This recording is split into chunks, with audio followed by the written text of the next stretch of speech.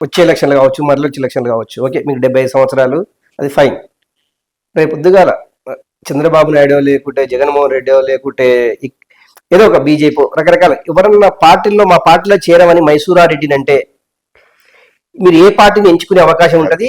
ఈ రాజకీయ పార్టీ అంటే ఇట్లా ఉండాలి కాదు. వాళ్ళు ఎవరో పిలుస్తారో వాళ్ళు పిలిచిపోతాను ఈ పార్టీ మీరే పోయి పార్టీలో నేనేమనుకోలేదు. ఎందుకంటే ఈ పార్టీలోకి వెళ్ళినా కానీ ఇది పరిస్థితి ఉంది, రాజకీయం ఇట్లుంది కాబట్టి ఇటువంటి పరిస్థితి నేను చెప్తున్నాను. అది ఓకే, ఒకటి సార్. ఎందుకంటే లోకేష్, తెలుగుదేశం జాతీయ కార్యదర్శి లోకేష్, ఆయన యువగలం పేరుతోటి ఒకటి పాదయాత్ర చేశాడు ఆంధ్రప్రదేశ్ మొత్తం. వైసీపీకి సంబంధించినటువంటి నాయకులు కావచ్చు, లేకుంటే అప్పుడు ఉన్నటువంటి ప్రభుత్వంలో ఉన్నటువంటి అధికారులు కావచ్చు, ఎవరైనా సరే యువగలం పాదయాత్రను అడ్డుకోవడము, వాళ్ళకు పర్మిషన్ లేకపోవడము, ఒకానొక సందర్భంలో ఆ నగర బహిష్కరణ చేయడము, ఇలాంటి చాలా సందర్భాలు జరిగినాయి, మీరు అబ్జర్వ్ చేస్తున్నారు. కానీ మన లోకేష్ ఒక రెడ్ బుక్ తయారైంది, అందులో ఇబ్బంది పెట్టిన అధికారుల పేర్లు సుమారు 200 మంది పైగా నా రెడ్ బుక్ లో పొందుపరిచాను, వీళ్ళపైన యాక్షన్ ఉంటుంది అనేసి ఘంటాపరంగా చెప్తుండ్రు. నిజంగా అలాంటి పరిస్థితి లోకేష్ కుమార్ రేపు మంత్రి అయినాక అధికారుల పైన యాక్షన్ ఉంటది అంటే ఉండొచ్చు అనుకుంటారా సార్? నేను చెప్పలేను, మరి నాకైతే ఆ విషయం మీద అవగాహన లేదు. ఇవి ఎందుకంటే మేము కూడా మొట్టమొదటగా దండి సత్యాగ్రహం తర్వాత పాదయాత్ర చేసింది అప్పుడే కదా. దండి సత్యాగ్రహం అప్పుడే గాంధీ గారి హయాంలో ఈ పాదయాత్రలు నీటి వచ్చినాయి. మళ్ళీ తర్వాత పెద్దగా లేవు. ఏదో మేమే చేసింది అప్పుడు పోతిరెడ్డిపాడు హెడ్ రెగ్యులేటర్ కెపాసిటీ పెంచాలని చెప్పి దాదాపు 400 కిలోమీటర్లు పాదయాత్ర మొదలుపెట్టాం. 4 బృందాలు ఏర్పడి అప్పుడు రాజశేఖర రెడ్డి ఒక బృందానికి సారథ్యం వహించినారు. నేను తిరుపతి నుంచి 4 బృందాలుగా మేము పాదయాత్ర చేశాం. అప్పుడు తెలుగుదేశం ప్రభుత్వం అధికారంలో ఉన్నది. కానీ ఇటువంటి పరిస్థితి అయితే మాకు కలగలే. ఎవరు ఏదో మేము ఒక 20 కిలోమీటర్లు ఎంచుకున్నాము. ఒక రోజు 18 రావచ్చు, ఒక రోజు 15 రావచ్చు, ఒక రోజు 22 రావచ్చు. ఏదో తగుమైన ఊరు చూసుకునేది. వారికి ఏదో చెప్తే కనుక భోజనాలు పెట్టేవాళ్ళు, టిఫిన్ టైం అయితే టిఫిన్ పెట్టేవాళ్ళు, ఏదో బడే గుడిలోనే పడుకునే వాళ్ళము, ఇబ్బంది పెట్టేవాళ్ళం కాదు ఎక్కువ. ఇప్పుడు పాదయాత్రలు అంటే కొంచెం బస్సు గీసు కొంచెం ఖర్చుతో కూడుకున్న వ్యవహారము. మరి అటువంటిది ఉద్యోగస్తులు ఇందులో ఇబ్బంది పెట్టేది ఏముంటది నాకైతే. Police department land order permission లేకపోవడం. పర్మిషన్ ఏముంది, పాదయాత్రకు పర్మిషన్ ఏముంటుంది? మొన్న మీరు చూశారు కదా సార్, పవన్ కళ్యాణ్ వైజాగ్ నుంచి నగర బహిష్కరణ చేశారు. ఇక్కడ పాదయాత్రలకు అవకాశం లేదు, పాదయాత్రలు చేయొద్దు, ఇక్కడ నిషేధిత ప్రాంతము అనేసి జగన్ అది అప్పుడు ఇచ్చినటువంటి అధికారులు. మీరు అది జరిగింది కుప్పంలో చంద్రబాబు జరిగింది, పవన్ కళ్యాణ్ గారికి లోకేష్ కుమార్ జరిగినాయి, కొన్ని సార్లు జరిగినాయి. మరి వాళ్ళ అధికారులు హైహ్యాండెడ్గా బిహేవ్ చేసింటే అనుభవించాల్సిందే కదా. దానికి ఎవరేమేమి చెప్తాము? ఇప్పుడు ఆ అధికారాన్ని నమ్ముకొని వాళ్ళు కూడా గుర్తించాల్సింది. వాళ్ళు ఐఏఎస్ ఐపీఎస్ చదివినారు అంటే అఖిల భారత సర్వీస్ ఉన్న అధికారులు. అంటే వాళ్ళందరూ చేసింటారు, ఎవరు కింద ఇన్స్పెక్టరో ఎవరో చేసినప్పుడు ఐపీఎస్ అధికారి ఉంటాడు కదా, ఎస్పీ, ఆయనైనా మందలించి ఉండాల్సింది, కలెక్టర్ అయినా మందలించి ఉండాల్సింది. అది వారు తప్పుదంలే, కానీ తప్పిదము కొందరి మీద తీసుకోవచ్చు యాక్షన్, నేను కాదనడం లేదు. అది జరగదు అని నేను అని చెప్పలేను అంట. నిన్న లోకేష్ అడ్డుకున్నటువంటి అధికారుల మీద యాక్షన్ తీసుకొని లోకేష్ ప్రకటించారు. రేపు జగన్మోహన్ రెడ్డి వైసీపీ నుంచి నేను కూడా పాదయాత్ర చేస్తానంటే రేపు వీళ్ళు కూడా అడ్డుకోవడతారు.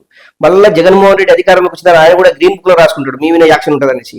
అంటే లాస్ట్ కు బలయ్యేది ప్రభుత్వ అధికారులు అంటారా? బలయ్యేది ప్రభుత్వ అధికారులు కూడా వాళ్ళు విచక్షణ చేసుకోవాలి కదా. ఒకటి ఏమిటానంటే నీవు ఆడ ప్రశాంత పరిస్థితి ఉందా లేదా, ఆడ శాంతి భద్రతలకు ఏమన్నా విఘాతం కలుగుతుందా చూసుకొని, ఒకవేళ విఘాతం కలిగేటట్టుంటే కనుక సరైన బందోబస్తు పెట్టి వేరే మార్గంలోనూ ఇంకొక రకంగానో వాళ్ళకు తీసుకోవాల్సిన బాధ్యత వాళ్ళ మీద ఉంది కదా. బాధ్యత విస్మరించి అన్నెసరీ డిక్టార్స్కు ఫాలో అయినారంటే ఇబ్బందులు పడతారు. మీరే ఎంట్రీ ఏదైనా రేపు జగన్మోహన్ రెడ్డి తీసుకుంటే జగన్మోహన్ రెడ్డి అధికారంలో ఎందుకు వీళ్ళు అధికారులు ఎందుకు అటువంటివి చేయాలా? నిజంగా శాంతి పద్ధతుల్లో భగ్నం కలుగుతుంటే చేయాలి. కానీ ఒకరు పాదయాత్ర చేస్తా అంటే అడ్డుకోవడం అనేది తప్పు కదా అంట. వాళ్ళు చేసిన తప్పుకి వాళ్ళు శిక్ష అనుభవించాల్సిందే కదా. నువ్వు ఏ తప్పు చేసినా శిక్ష అనుభవించుతున్నావు కదా, మరి అధికారి తప్పు చేస్తే శిక్షించబడకూడదా? లోకేష్ నిలబెట్టినా తప్పే, రేపు జగన్మోహన్ రెడ్డి నిలబెట్టినా తప్పే. అవి ప్రభుత్వ యంత్రాంగం విస్మరించాలి. ఎందుకంటే ప్రజాస్వామ్యంలో అధికారం అనేది శాశ్వతం కాదు, రాజరికపు వ్యవస్థ కాదు. 5 సంవత్సరాలకు తొలి ప్రజలు ప్రభుత్వాలను మార్పులు చేయగల శక్తి సామర్థ్యాలు ప్రజల్లో ఉన్నాయి, ఓటర్ మహాశైలకు ఉన్నాయి. మనం కూడా నిబద్ధతతో బతకాలనేది వాళ్ళు నేర్చుకోవాలా అని అంటారు.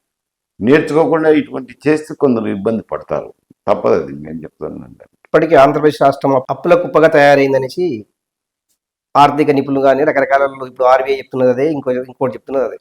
నిజంగా ఇప్పుడు ఉన్నటువంటి ఆర్థిక పరిస్థితులను బట్టి ఇప్పుడు చంద్రబాబు నాయుడు ప్రకటించినటువంటి సంక్షేమ పథకాలు మీరు ఇంతకుముందుకు మనం మాట్లాడుకున్నట్టు ఇవి సాధ్యం కాకపోతే ఇప్పటికే రాష్ట్రాన్ని అప్పుల కుప్పలుగా చేసినటువంటి అధికారులు అనొచ్చా లేకుంటే రాజకీయ పార్టీలు అనొచ్చా, మీరు ఏమంటారు మీ లాంగ్వేజ్లో, ఇలాంటి తప్పిదాలు చేయకుండా ఉండాలి అంటే మీరు ఒక సీనియర్గా రాజకీయ పార్టీలు కావచ్చు, నాయకులు కావచ్చు, ఎలాంటి సలహా సూచనలు ఇస్తారు? ఇప్పుడు కేంద్ర ప్రభుత్వం ఒక ఎఫ్ఆర్ఎంబి యాక్ట్ అని ఉంది.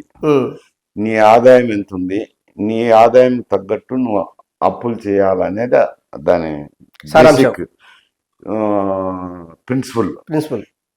అయితే కొందరు ఏం చేస్తున్నారంటే ముఖ్యమంత్రులు హామీలు ఇచ్చింటారు, నెరవేర్చాలని చెప్పి కార్పొరేషన్ల చేత అప్పులు చేయించడము, అవి బడ్జెట్లోకి రావు కాబట్టి రకరకాల విన్యాసాలు చేస్తున్నారండి.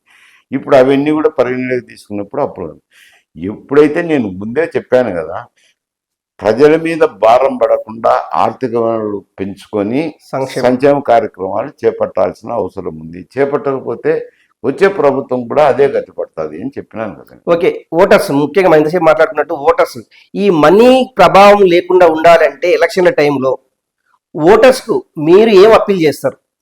ఓటర్స్ అంటే ఇస్తానని మేము తీసుకుంటున్నాం, మా అభిప్రాయం కాదా ఇస్తాను. ఇప్పుడు నిలబడిన అభ్యర్థులకు కూడా తెలిసిపోతుంది, ఎదుటి వ్యక్తి ఇస్తాన్నాడు కాబట్టి నేను ఇవ్వాలని ఇస్తాను. కొన్ని రోజులు అయినాక ఎదుటి వ్యక్తి ఇచ్చినా నేను ఇచ్చినా అంతే ఉందని అనుకున్నప్పుడు ఒక స్టేజ్ అయిపోయినాక దాని ప్రభావం తగ్గిపోతుంది. ఎక్కడో వచ్చోట, అందుకే పెరుగుట కొరకే అని నేను చెప్పాను కదా ముందు. ఇది ఎక్కడ ఎండ్ అవుతుందంటే ఎప్పుడూ అవుతుంది. ఇప్పుడు కాలచక్రం అట్టే ఉండదు కదా. మీరే చూసినారు 1956 నుంచి ఎలక్షన్లు జరుగుతున్నాయి. ఆ ఎలక్షన్లలోకి తర్వాత జరిగిన ఎలక్షన్లకు ఇప్పుడు జరిగిన ఎలక్షన్లకు తేడా ఉంది. రేపు జరగబోయేవి కూడా అంతే ఉంటాయి. అయ్యేం ఒకటి మార్పు చేస్తే వచ్చినాయా? కాలానుగుణంగా మార్పు జరిగిపోతుంటది.